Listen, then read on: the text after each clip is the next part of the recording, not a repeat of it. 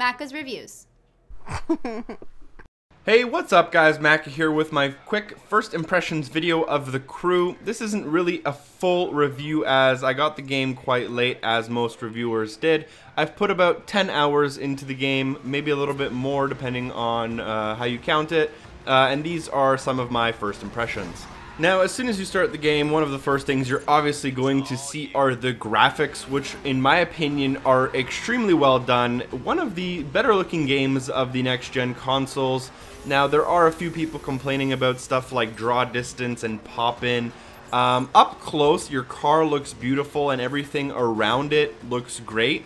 Stuff off in the distance does kind of change depending on how fast your car is going, and if you are speeding down the highway, it does get a little bit blurry off in the distance and there is some car pop-in, so that should be noted. But otherwise, I think graphically the game is very well done, and that includes the map, which is absolutely gigantic, probably 5 to 10 times larger than your average open world racing game, extremely vastly larger than the Forza Horizon 2 map.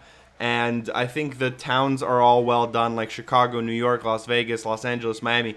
They're all beautifully done, and all of them feel very reminiscent of the actual towns themselves. The map, like I said, well done. You can fast travel across it. There's lots of activities on the physical map itself if you look at it. The scenery is great, and the cities are great. And on that map, you have all your activities, including story missions, as well as skills, monuments, different types of collectibles on the map, like data stations and car wrecks. So there's actually a lot of variety in the game as well, which I found good. Now, overall, there is a story in this game, which I have hit and miss feelings about. Story in general in racing games is kind of always hit or miss. There's not a hell of a lot of a story you can really tell of a guy behind a car steering wheel, but in general the story is there. It adds some kind of a substance to the game. I would have been okay without it, but it's there, and some players might enjoy it, some players might hate it. You can skip all of the movies in the game, or the cutscenes, whatever they call them. And you can kind of ignore all of the story elements in the game and just make it a point-to-point racer if you really want. Additionally, the music I found to not be necessarily the greatest, but it's there too. There seems to be a wide variety of like electronic and like punk music in there, so that also exists. Additionally, one of the cool things is that there are really no loading screens. You can kind of fast travel everywhere, and even before races, the loading screens seem to be quite short, which is good. Now on to some of the not so great things. So the menus in general are a little bit confusing, and certain things in the game aren't necessarily well explained. It took me about 1 or 2 hours before I even realized that the game had a nitrous or a NOS boost button, and it just happened off by chance. I was trying to do like a drift turn and I decided to press A for the emergency brake, and I was like, whoa, look, the cars have boost. Yeah, that's not really explained to you in the game. Some of the actual menus themselves are confusing if you're trying to look for something specific on the map, or if you're looking for like an options menu. It can be a little bit confusing. Also, the dialogue in the game is occasionally very, very cheesy, like especially when you're in a race. It'll give you the classic one-liner like, make sure you beat him into the dirt, or something really, really cheesy like that, and it just can take away from it, so the dialogue is a little bit cheesy. Additionally, the rewinds, they don't exist in this game as far as I can tell, which is a little bit frustrating, especially if you're running a 5 to 6 minute race where the AI is meant to stay close behind to keep the game exciting, and then you'll hit a tree or pull some kind of a bad turn, hit a bus, and it feels like all 6 minutes have been wasted, even though you did the first 95% of the race like perfectly.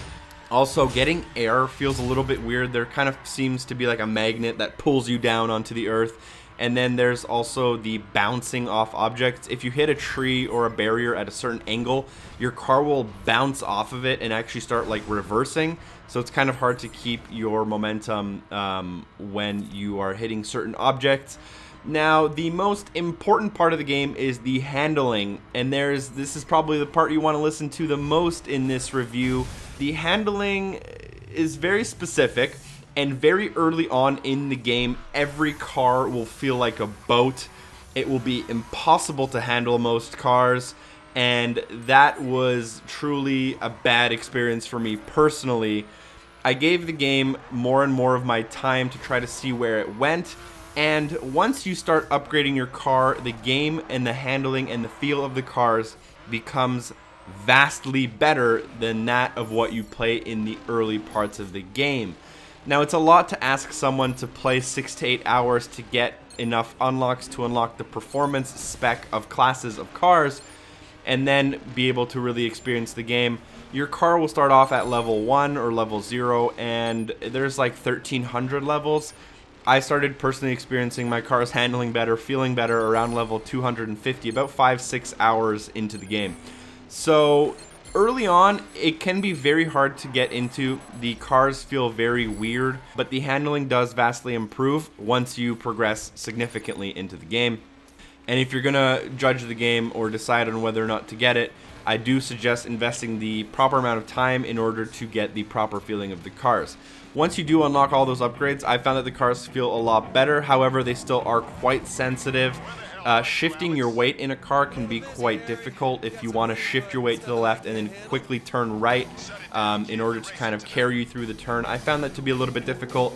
It can also be very difficult to stay in a perfectly straight line in between traffic, as the game is quite sensitive with how your car handles, and you do get significant penalties for touching on other cars or other objects in the world.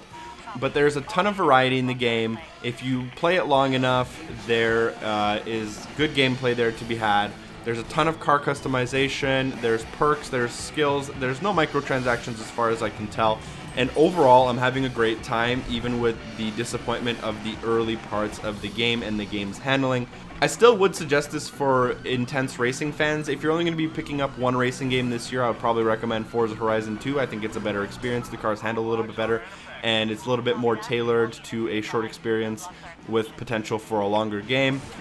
This game does a decent job at doing a racer, more similar to the Need for Speed type of style, and I did enjoy it as far as where I am in the game, and will continue to play it happily.